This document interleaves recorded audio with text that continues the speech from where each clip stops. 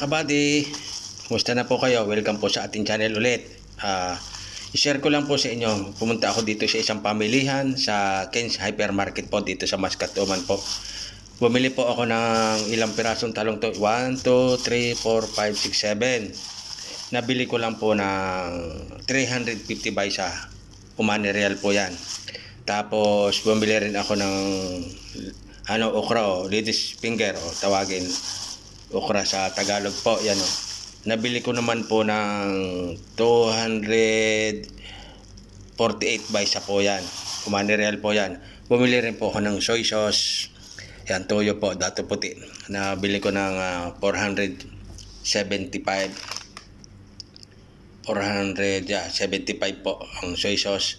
Tapos po yung lady's finger okra ay 240 pala by sa.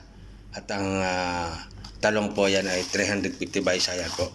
Nagka total po siya ng yan o, 1 real 65 by sa po yan. Sa Umani Real po yan. Yan ito gagawin ko po dito mga kabady. Sa talong ay piprito ko muna. Piprito ko lang. Tapos ito iboboiling ko lang ba. Parang i-steam ko. Tapos wala po ako nabiling bagoong. Kaya ito po yung aking sausawan ngayon. Ang soy sauce lang po, toyo po. Pipigaan ko lang po ng kalamansi mga kabady. Napakamurang halaga po ng nabili kong gulay. Gulay muna po tayo mga kabady. Share ko lang po sa inyo to.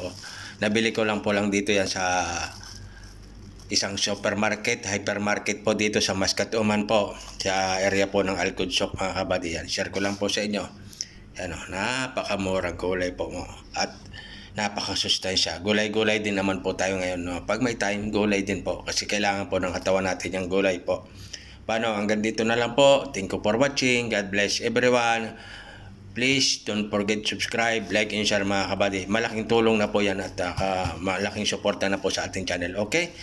Palagi po tayo mag-iingat. At kahit gaano po tayo kabisi, huwag nating kalimutang manalangin sa mahal na Panginoon. Okay? Bye-bye!